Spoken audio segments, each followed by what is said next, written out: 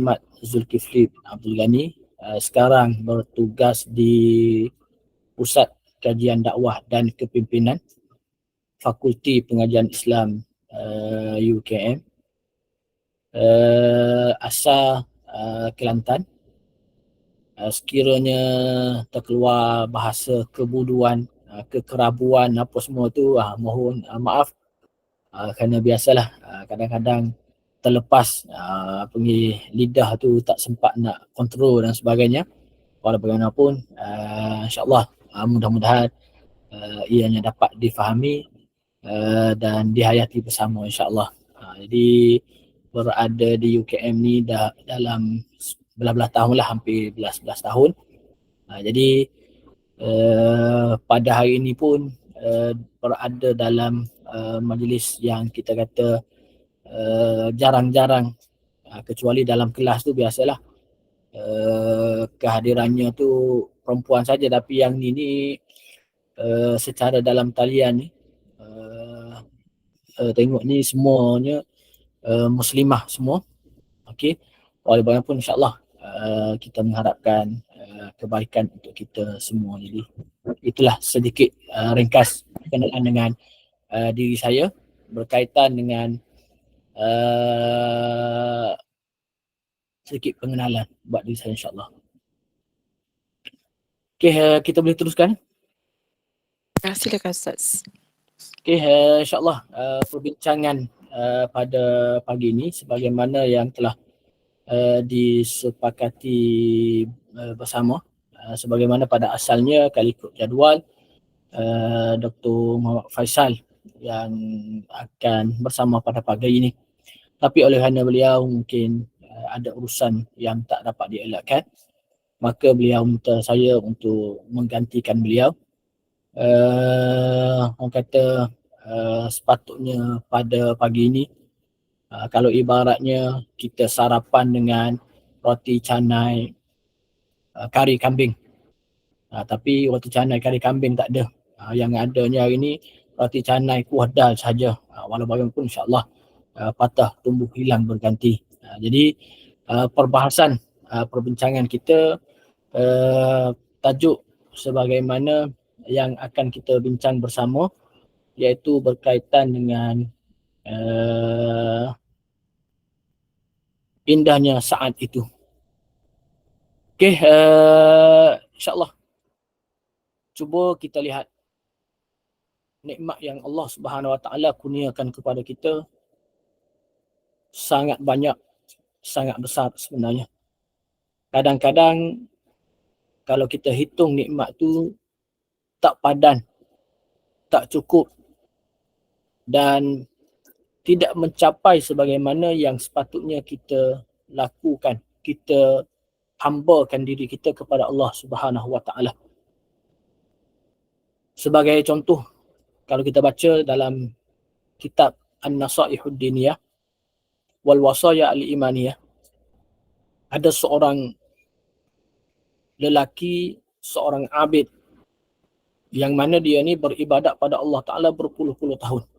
Lama ibadat dia pada Allah Ta'ala berpuluh-puluh tahun.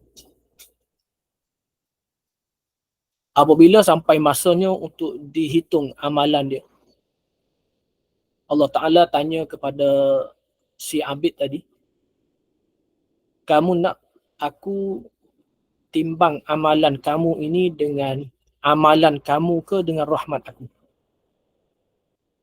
Maka si abid tadi telah lama beribadat pada Allah Subhanahu Wa Taala berpuluh-puluh tahun. Kalau kita lah, rasa-rasanya nak tahu juga, rasa-rasanya nak tengok juga apakah hasil yang kita perolehi daripada amal ibadat kita berpuluh-puluh tahun. Maka apabila Allah Ta'ala tanya kepada si abid tadi, nak timbang amalan kamu ni dengan amalan kamu ke dengan rahmat aku? Maka si abid tadi, oleh kerana dia telah beribadat lama, dia kata, wahai Allah, saya nak timbang amalan saya dengan amalan yang telah saya lakukan. Maka Allah Ta'ala kata, okey, tak ada masalah. Akhirnya Allah Subhanahu Wa Ta'ala letakkan semua amalan yang telah dilakukan sepanjang hidup dia ni di salah satu neraca. Kemudian Allah Subhanahu Wa Taala ambil satu nikmat je yang Allah Taala kurniakan di satu neraca yang lain, letak hanya satu nikmat, iaitu nikmat mata. Ketika itu dah sama berat timbangan dia. Hanya diukur dengan satu nikmat sahaja. Maka pada ketika itu Allah Ta'ala ulang lagi soalan dia. Wahai hamba-Ku, sekarang Allah Ta'ala kata nak tanya kamu ni, nak timbang amalan dengan rahmat aku ke ataupun dengan amalan yang telah kamu lakukan? Akhirnya dia mengaku, wahai Allah, kalau inilah yang berlaku, maka dia minta pada Allah Ta'ala untuk ditimbang amalannya dengan rahmat Allah Subhanahu Wa Ta'ala. Jadi ini nak menyatakan baru dihitung, baru dilihat satu nikmat yang Allah Ta'ala kurniakan. Bayangkan nikmat mata ni. Kalaulah contoh kita ni, mata kita ni nampak warna pink je. Contoh pagi nanti kita nak makan apa, roti canai. Nak makan nasi lemak. Nak makan apa. Tengok warna roti canai warna pink. Naik kereta pula, masuk dalam kereta, tengok warna kereta pun warna pink. Pergi pula rumah balik tengok suami pun warna pink. Seronok tak seronok hidup? Tak ada nikmat hidup ini. Kalau mata kita ni, tengok semua warna-warna pink je. Tapi dengan keindahan nikmat yang Allah Ta'ala beri, mata kita ni boleh tengok itu, boleh tengok ini. Tengok pantai, oh cantiknya, indahnya. Tengok pokok, oh cantiknya. Tengok bunga, oh indahnya bunga. Tengok itu, tengok ini, kita akan rasa nikmat, rasa pemberian yang tidak dapat dibalas. Maka oleh kerana itu nak menunjukkan kepada kita, kalau kita nak menghitung nikmat yang Allah Subhanahu Wa Taala berikan kepada kita, nescaya kita tak terhitung. Itu baru dikira satu nikmat daripada nikmat-nikmat Allah Subhanahu Wa Taala. Belum lagi diukur dengan nikmat-nikmat yang lain. Matanya, kakinya, tangannya, jantungnya, nyawanya, apa lagi. Maka oleh kerana itu kita patut mensyukuri di atas segala-galanya. Oleh yang demikian, kita daripada semalam kita tidur. Semalam kita pejamkan mata. Semalam kita rehatkan tubuh badan kita, minda kita. Selepas daripada kita rehat, kita bangun awal pagi tadi, kita pun baca Alhamdulillahillazi ahyana ba'dama amatana wa ilaihin nusyur.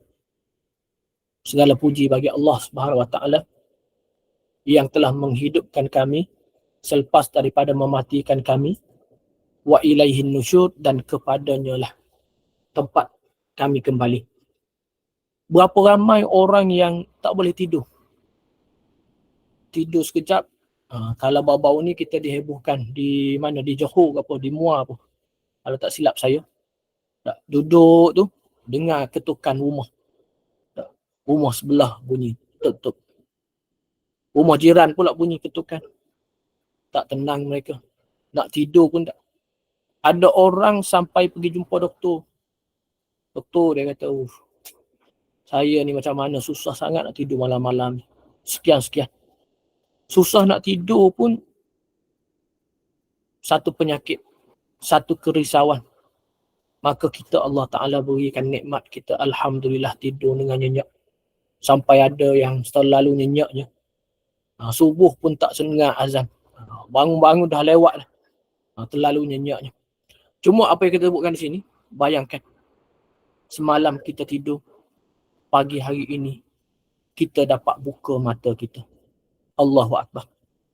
Bayangkan saat itu, kalaulah tidur kita semalam merupakan tidur yang terakhir,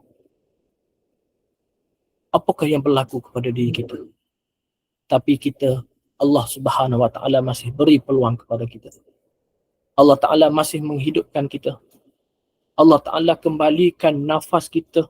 Mata kita boleh buka balik. Pendengaran kita dengar balik. Semua itu. Ini merupakan satu nikmat. Bayangkan. Kalaulah saat itu kita tidur buat kali yang terakhir. maka dah tak ada peluang, dah tak ada ruang, dah tak ada masa untuk kita nak tambah, untuk kita nak mengabdikan diri, untuk kita nak menjadi hamba Allah Subhanahu Wa Taala. Maka oleh kerana itulah, saat yang ada ini jangan kita sia-siakan. Saat yang ada ini kita patut penuhinya dengan sebaik-baiknya.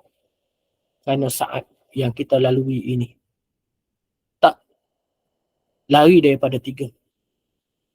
Sama ada saat yang telah kita lalui, saat yang telah kita lalui sudah menjadi sejarah kepada diri kita. Kalau sejarah itu baik, maka bersyukurlah di atasnya.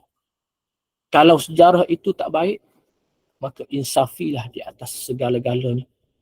Mohon kemaafan, ubah, kita cari dan kita minta ampun daripada apa yang telah kita lakukan sebelumnya. Dan sekarang kita berada pada masa yang sekarang ini. Masa yang ada ini pun sangat berharga. Dan kita jangan lupa bahawa kita ada satu masa lagi, iaitu masa yang akan datang.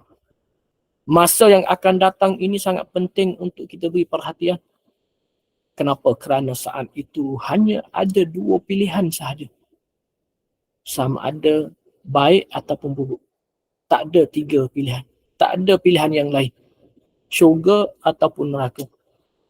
Saat yang akan datang untuk kita, baik ataupun buruk. Kalau kita tergolong dalam kalangan mereka yang dapat kebaikan, dapat rahmat, maka untung sangat-sangat. Tapi jika sebaliknya, sangat-sangat merugikan. Maka oleh kerana itulah, saat yang ada ini, waktu yang ada ini, kita kena rancang. Kita kena elokkan. Kita kena perbetulkan. Kita bangun awal pagi tadi, alhamdulillah. Allah Subhanahu Wa Taala telah kembalikan. Allah Ta'ala hidupkan, masih beri nyawa kepada kita. Saya sendiri pun walaupun kata dah taklah berapa sangat, tapi ramai dah daripada kawan-kawan yang sama sekolah, bahkan yang di bawah pun, peringkat bawah pun ada yang dah meninggalkan dunia yang fana ini. Macam-macam berlaku kalau kita buat dunia, buat pertemuan, oh ini geng kelas mana, masing-masing duk update, oh dia kata kawan kita tu yang mana, oh itu dah tak ada dah, itu dah, inna lillahi wa inna ilaihi raji'un. Kawan kita yang ni pula, oh kita kata yang ni kuat Ustaz, kecil manis ni. Oh kita kata yang ni pula, oh yang ni kecemasan, kecemasan pun ada juga dah. Oh yang ni darah tinggi, yang ni Ustaz, oh teruk ni. Wah. Bayangkan bagaimana. Tapi kita Allah Subhanahu Wa Taala berikan. Maka gunalah saat yang sebaik-baiknya ini untuk bekalan, untuk kita jadikan ia sebagai saham kita. Untuk mendapatkan, melayakkan kita untuk mendapat rahmat daripada Allah Subhanahu Wa Taala. Kita bangun awal pagi, alhamdulillah, kita baca dengan alhamdulillahillazi ahyana ba'dama amatana wa ilaihin nusyur. Kenapa? Kerana itu tanda syukur kita kepada Allah Subhanahu Wa Taala. Kerana Rasulullah SAW telah menyebut, man un'ima alaihi ni'mah falyahmadillah. Sesiapa yang dapat satu nikmat, maka dia kena ucap alhamdulillah. Kita bangun pagi tadi pun kita ucap alhamdulillah.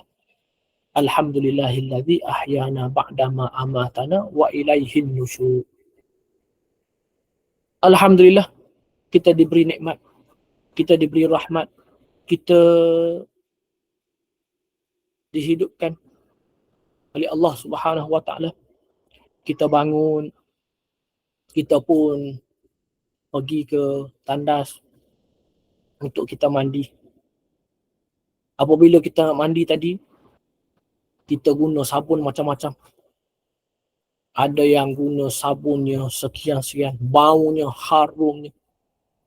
Baunya kita boleh basuh, kita boleh gosok kanan, kita boleh gosok kiri, kita boleh shampoo kepala, kita boleh gosok kaki kita.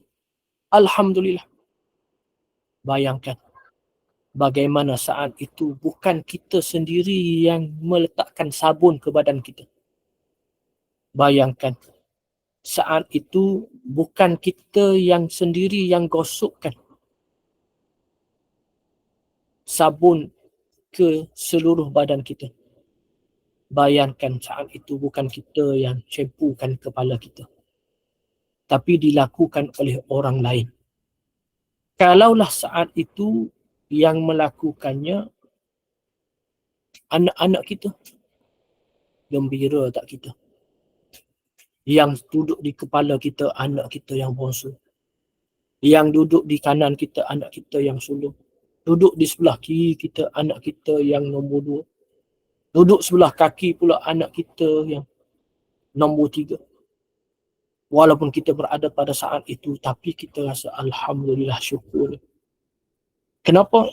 Kerana anak-anak kita memberikan penghormatan kepada kita yang terakhir. Akan tetapi jika kita bayangkan, kalaulah saat itu yang memandikan kita, yang kita tak kenal pun, sebelum ni pun tak pernah jumpa pun, hanya jumpanya kali pertama dan kali terakhir. Tapi ketika itu anak-anak kita duduk jauh dengan kita. Anak kita hanya mengharapkan kepada orang-orang lain untuk menguruskan kita. Apakah perasaan kita pada ketika itu? Apakah yang kita lalui pada ketika itu? Surah pasti kita akan rasa sedihnya yang amat sangat. Kita meninggalkan anak.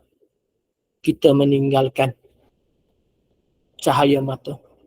Tapi mereka melakukan sedemikian kepada kita. Maka oleh kerana itu persediaan perlu ada awal-awal lagi. Kita perlu beri perhatian. Pada awal-awal lagi kita dah beri pesanan kepada mereka. Pada awal-awal lagi kita dah tanamkan kepada mereka ilmu. Bagaimana apabila kita meninggal dunia nanti, jangan lupa ya anak-anak sekalian, nanti jangan lupa kita dah bagi. Supaya apa? Supaya mereka tak panik. Supaya mereka bertanggungjawab. Supaya mereka memberikan penghormatan. Supaya mereka melayani kita saat yang terakhir, mandi kita yang terakhir pada saat itu diuruskan oleh anak-anak kita. Adakah boleh berlaku tanpa kita buat perancangan yang rapi?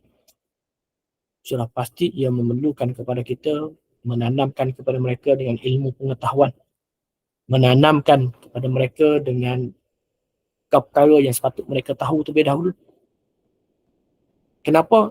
Kerana jika tidak diberikan dengan ilmu pengetahuan dan sebagainya, mereka akan rasa kaku, mereka akan rasa sekian, itu, ini dan sebagainya, menyebabkan mereka meninggalkannya dan tidak mengambil bahagian. Maka oleh kerana itu, alhamdulillah kita pada hari ini, apabila kita diberikan dengan peluang, kita dapat menguruskan, kita dapat mandikan sendiri, kita dapat bersihkan, kita dapat sucikan badan kita, alhamdulillah. Ini merupakan satu nikmat yang Allah Ta'ala berikan kepada kita. Apabila kita dah basuh badan kita selepas daripada terbangun sebagai persediaan untuk kita nak solat, nak dirikan, nak lakukan solat subuh, kita pun pergi. Ada yang solat kat rumah bagi wanita, ada yang solat pergi ke masjid. Alhamdulillah, daripada rumah kita nak pergi ke masjid, kita hidupkan enjin kereta. Kereta apa tu yang kita ada? Merc ke, BMW ke, Power 2 ke, Proton ataupun sebagainya. Kita ketika itu bawa sendiri kereta. Naik motor kita bawa sendiri. Tapi bayangkan pada ketika itu, apabila kita pergi ke masjid pada saat itu, kita diletakkan di belakang. Duduk kita berada di belakang bukan sebagai bos. Kalau sebagai bos, okey. Tapi pada ketika itu kita duduk di belakang. Duduk berada dalam keranda, dibawa, diusung, dibawa kita ke masjid. Kalau setiap hari kita langkah nak pergi ke masjid, setiap langkahan kita diberikan ganjaran pahala. Setiap langkahan kita untuk melakukan menuju mencari ilmu dan sebagainya diberi ganjaran. Satu langkah kita diangkat satu darajat kita, dihapuskan satu dosa kita. Setiap kali langkahan kita. Bayangkan peluang pada saat itu dah tak ada. Pada hari ini peluang itu masih ada. Kita satu langkah kalau lagi jauh rumah kita dengan masjid lagi banyak. Ada orang tanya pula, Ustaz, macam mana Ustaz? Saya tak langkah ni pergi dengan kereta. Boleh ke tak boleh? Jangan risau, jangan bimbang. Allah Ta'ala Maha Kaya. Allah Ta'ala Maha Adil. Yang jadi masalahnya kadang-kadang kita sembang. Berbalah-balah antara orang ni dengan orang tu. Mana boleh yang dimaksudkan dalam hadis ni langkah je dengan kaki je.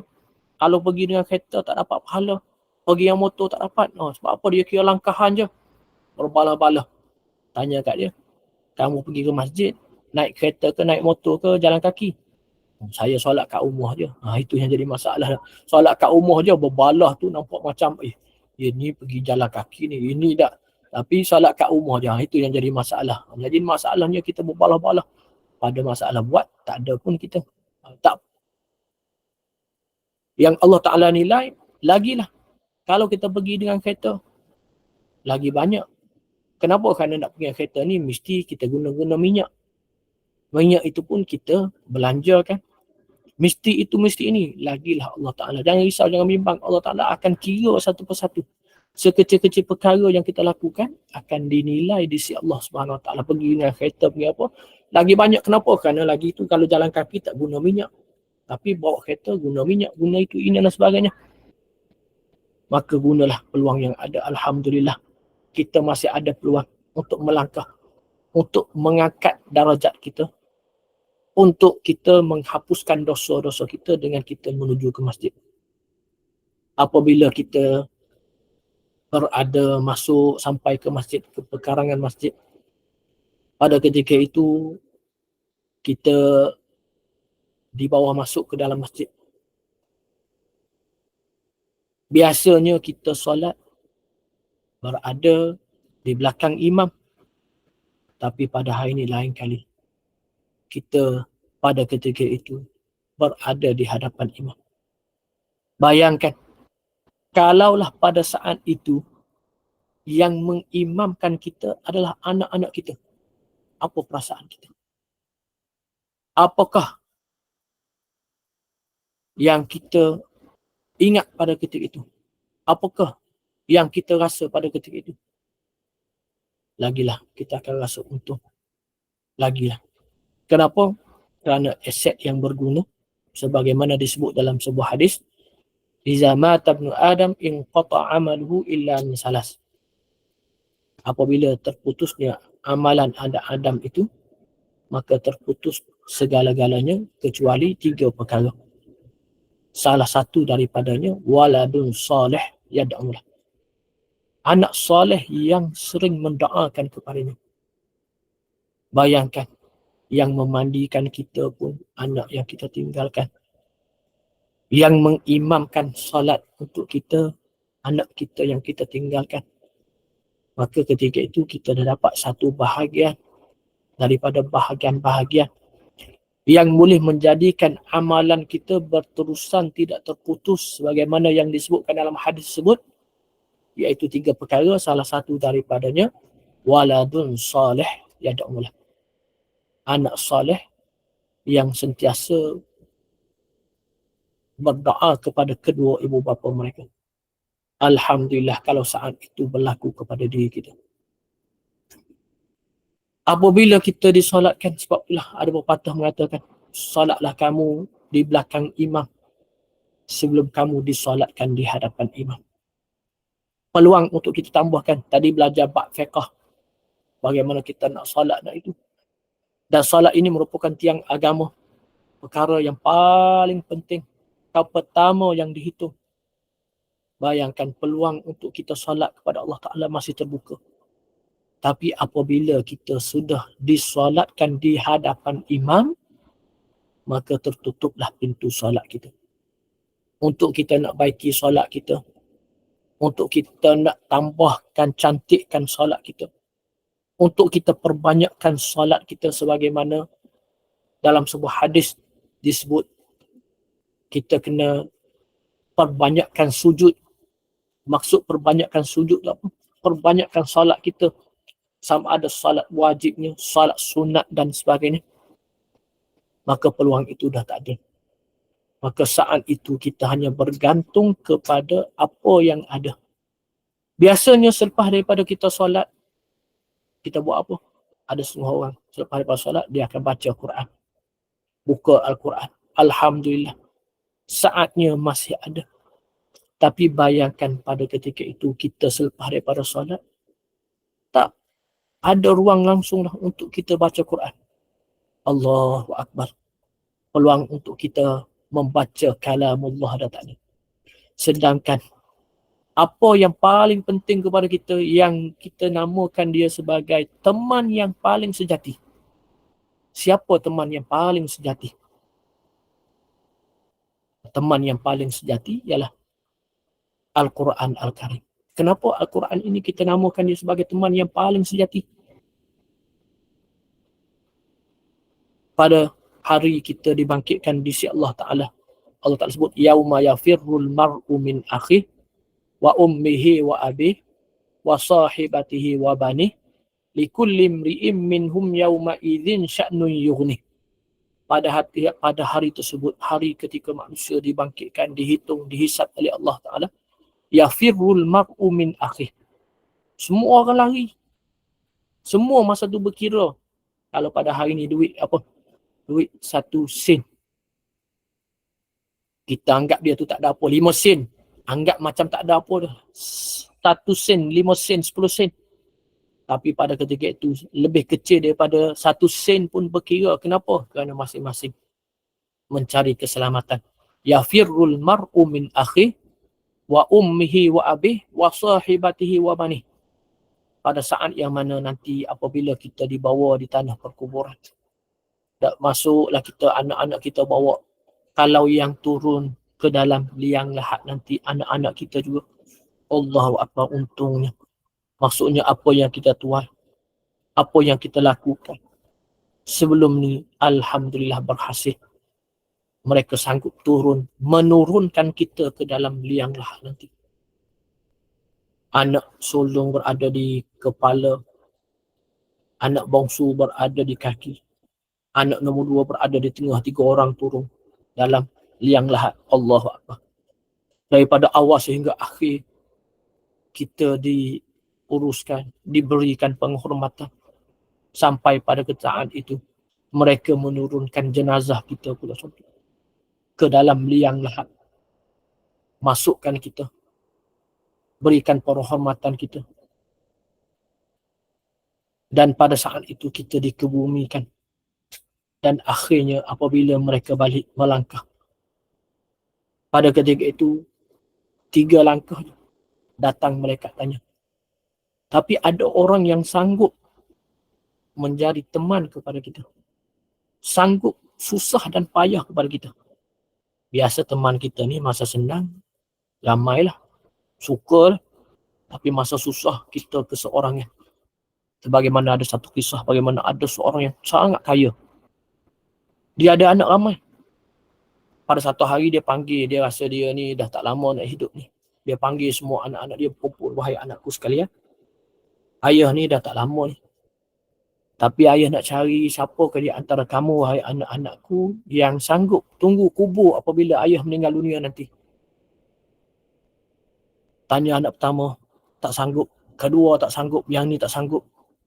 Tapi ayah, dia kata kalau siapa yang sanggup, ayah akan beri harta ayah ni kepada dia.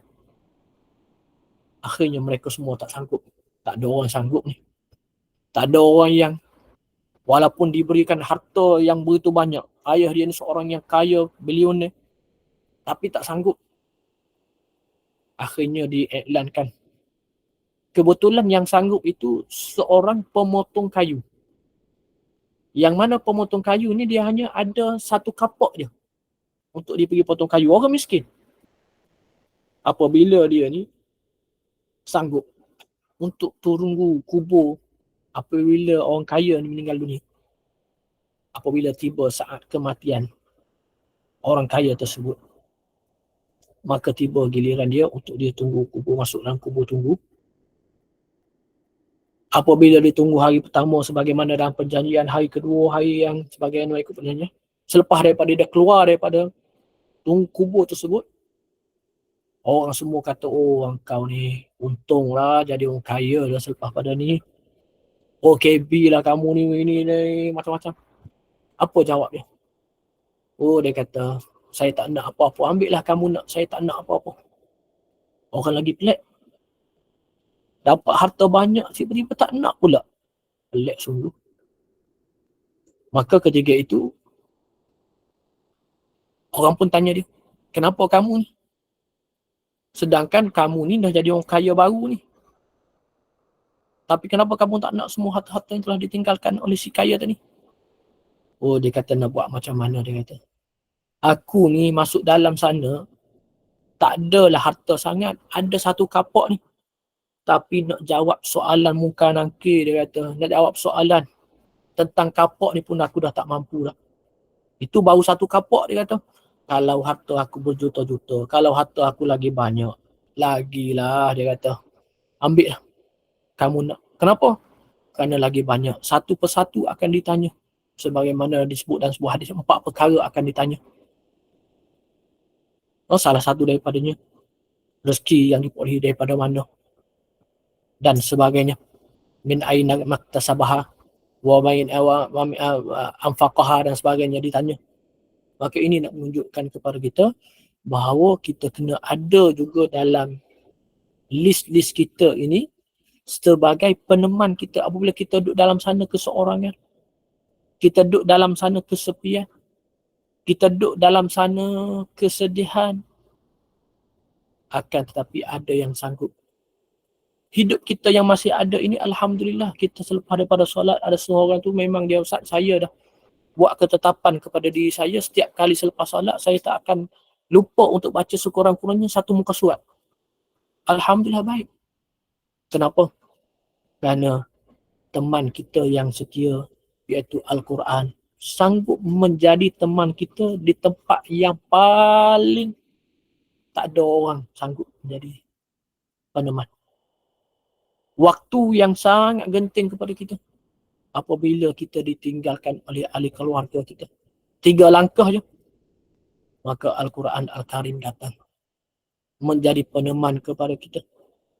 Pada ketika itu dia minta pada Allah Subhanahu wa ta'ala, wahai Allah, masa hidup di dunia dahulu, hamba-Mu ini sanggup menahan matanya daripada mengantuk.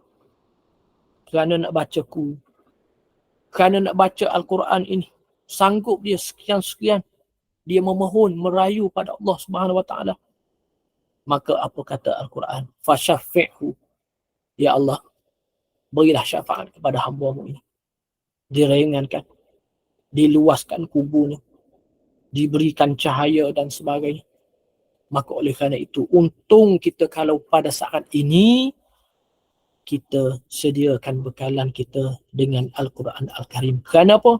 Kerana pada saat itu juga kita akan ada peneman kepada kita yang sanggup menjadi peneman kepada kita pada hari ini. Maka oleh kerana itu pentingnya kepada kita pada hari ini kita buat persiapannya sebaik-baiknya. Al-Quran yang kita tinggalkan. Kerana Al-Quran ini merupakan satu pendamping. Sebagaimana saya ingat, kalau di Mesir ni dia ada satu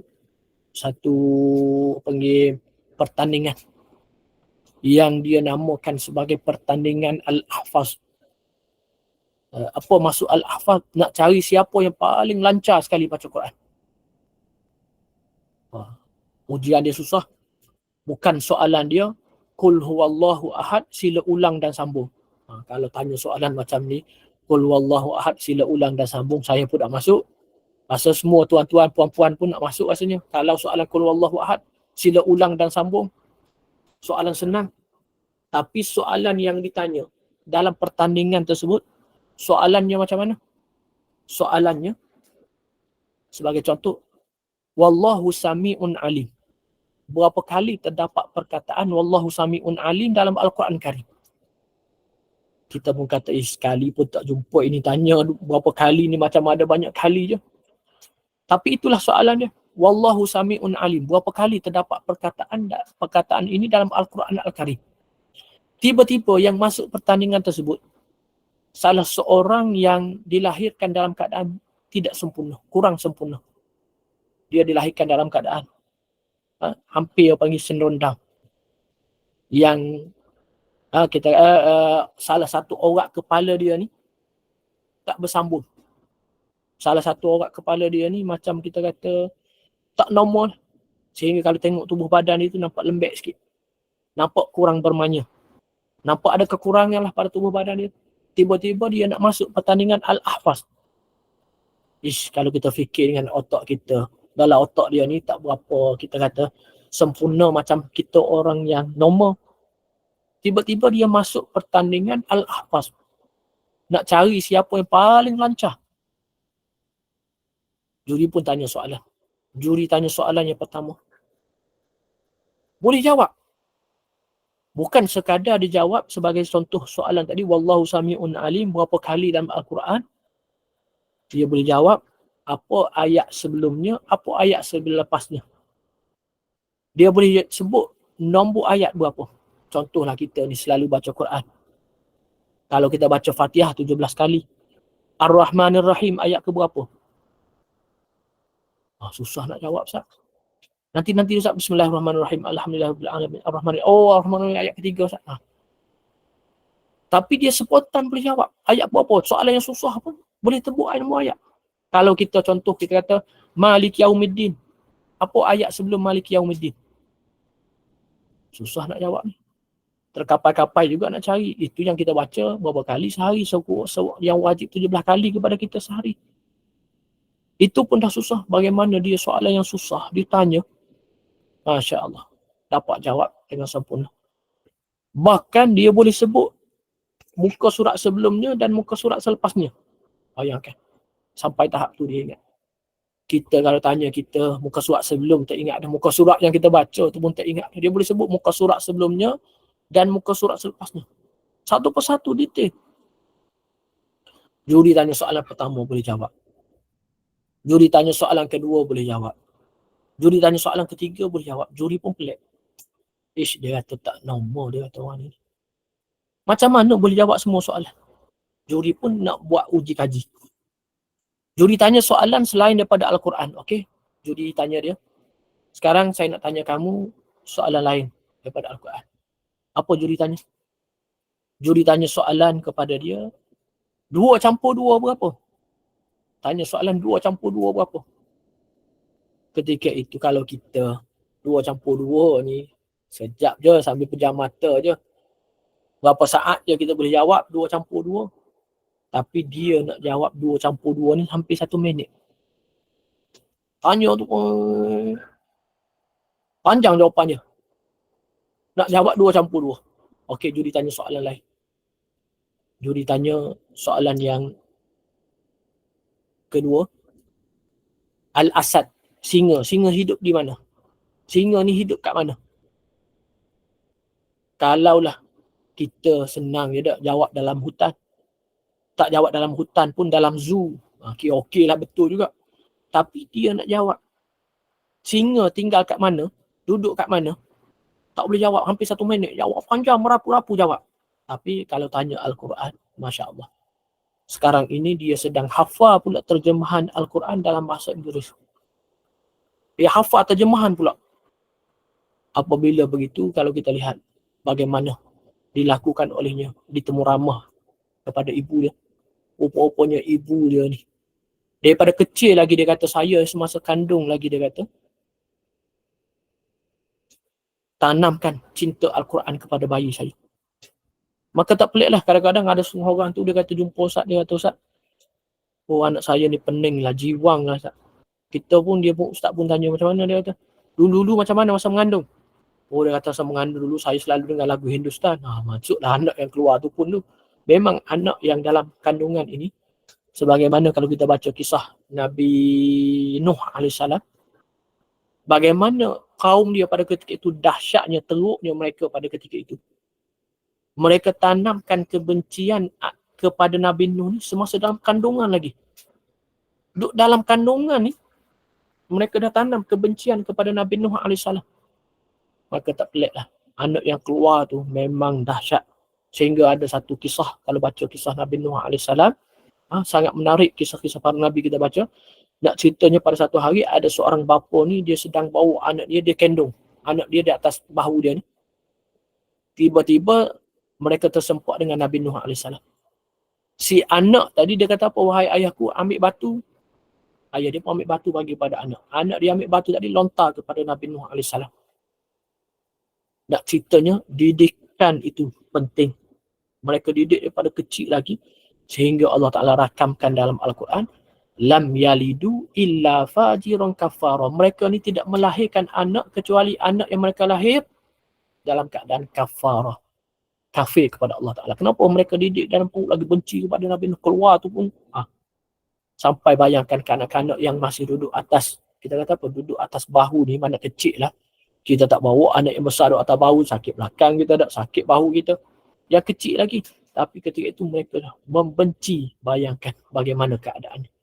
Nak ceritanya apa yang kita sebutkan di sini, memang boleh dilatih bagaimana ibu kepada kanak-kanak tadi, daripada kecil lagi, sehingga dia tanamkan kepada anaknya tadi dengan Al-Quran, sehingga dia boleh hafal, boleh ingat. Kadang-kadang kalau kita tengok kehidupan seharian, dia sangat sedih. Kadang-kadang nak pakai pakaian pun ibu bapa dia yang bantu. Nak makan kadang-kadang mak dia yang tolong suapkan. Tapi ingat Al-Quran mengalahkan orang yang normal. Ini salah satu mukjizat kepada Al-Quran Al-Karim itu, dan banyak lagi lah mukjizat yang lain. Cuma apa yang sebutkan di sini, nak cerita pada kita, jangan kita lekang lidah kita ni. Kita jangan lupa berapa ramai daripada kalangan kita yang disibukkan oleh Allah Ta'ala. Tak sempat nak baca Quran. Bagaimana kita jadikan dia sebagai teman kita apabila kita bersendirian nanti? Bagaimana kita nak jadikan ia sebagai teman? Kalau kita tidak menjadikannya sebagai teman, ramai kalau kita buat culaan pada hari ini, contoh pelajar-pelajar universiti sendiri pun, kalau tanya mereka, bukan semua daripada mereka yang sempat nak baca Quran, kecuali yang baca dalam solat je. Seluar daripada itu tak sempat nak baca. Sibuk dengan dunia, sibuk dengan ini. Tapi kita minta pada Allah Ta'ala, jangan kita terlalu disibukkan sehingga lupa baca Quran, nak jadikan Al-Quran sebagai teman kehidupan kita. Maka oleh kerana itu, semasa ada ini, kita sediakan payung sebelum hujan. Bacalah Al-Quran, jadikan rutin harian kita. Setiap hari kita baca sekian-sekian. Kenapa?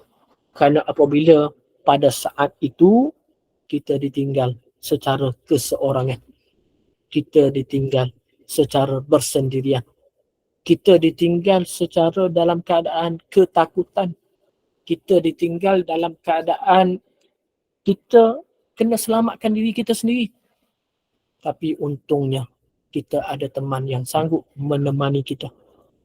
Kerana ada dua perkara yang akan teman kita, sebagaimana disebut dalam sebuah hadis, asyamu wal Quran. Dua perkara ini menjadi teman kepada kita, iaitu Quran dan juga puasa. Jadi Quran dan puasa ini sanggup menjadi teman. Puasa kata apa? Wahai Allah, dahulu dia sanggup menahan dirinya, menahan perutnya daripada lapar sekian-sekian, kerana tundukkan kepada perintahmu sekian-sekian, ya Allah fasyafi'hu. Maka untung kita ketika mana kita berada pada saat itu. Begitu juga kalau kita hidup selepas daripada kita solat, kita baca Quran. Ada setengah orang tu dia setiap kali pergi masjid, memang dia tak akan lupa bawa duit walaupun RM1, masukkan ke dalam tabung.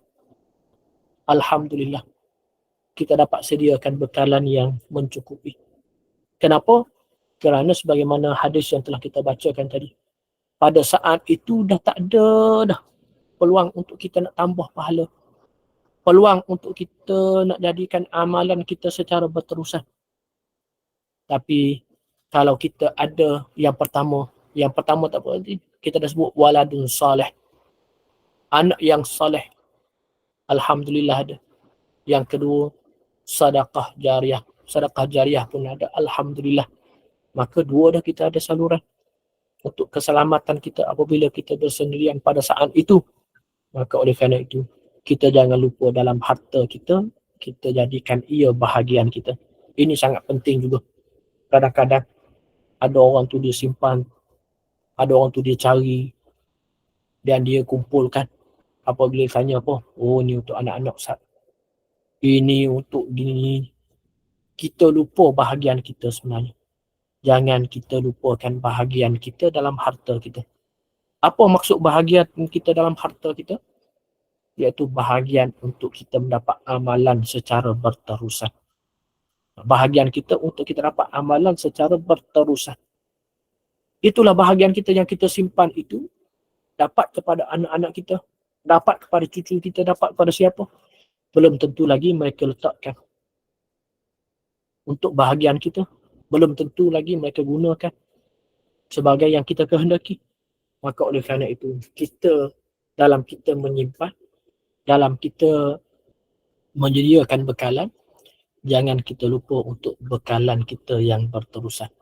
Ada bahagian-bahagian kita untuk kita simpankan sebagai bekalan yang berterusan, sebagaimana yang nyatakan dalam hadis tersebut, iza mata ibnu Adam in qata'a amaluhu illa min salas, sadaqah jariyah, waladun salih atau ilmu yuntafa'u bih, ilmu yang bermanfaat. Maka oleh kerana itu juga, kita ambil juga bahagian untuk kita sebarkan ilmu sesama kita.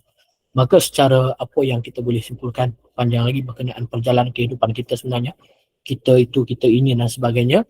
Cuma apa yang kita boleh simpulkan pada pertemuan pada kali ini, kita jangan lupa untuk kita sediakan bekalan kita untuk kita bertemu pada saat itu.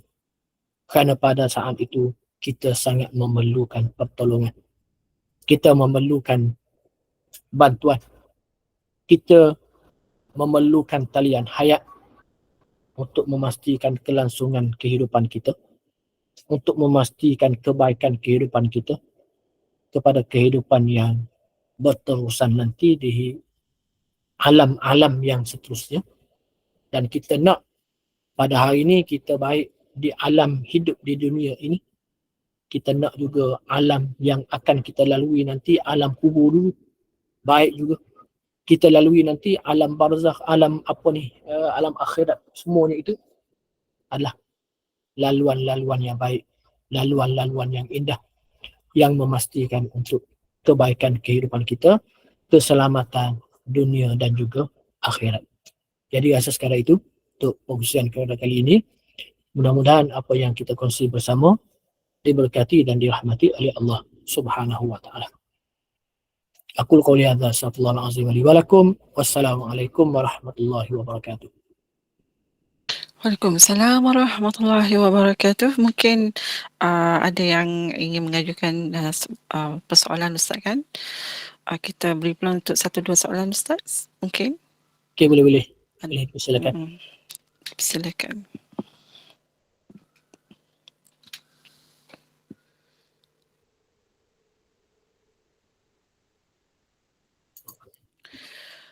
Rasanya semua dah jelas Ustaz. Tak ada apa-apa persoalan tu. Nampaknya. Jazakallahu khairan fadil Ustaz Dr. Muhammad Zulkifli Abdul Ghani atas kesediaannya berkongsi ilmu pada pagi ini mengenai indahnya saat itu, yang ketikanya indahnya hidup ini dalam Islam ini dengan memahami bahawa tujuan hidup kita ni adalah semata-mata untuk beribadah kepada Allah Subhanahu taala dan berbuat kebajikan kepada sesama insan, dan Allah ciptakan dunia dan isinya atas dasar kasih sayang. Dengan indahnya berbagi kebaikan dan kasih sayang sesama insan ini, yang paling penting pemandangan yang tidak pernah terpandang dalam pandangan kita lah, iaitu detik-detik untuk melihat syurga Allah, insyaAllah. Dan semoga panduan yang dikongsikan oleh Al-Fadhil Ustaz Muhammad Dr.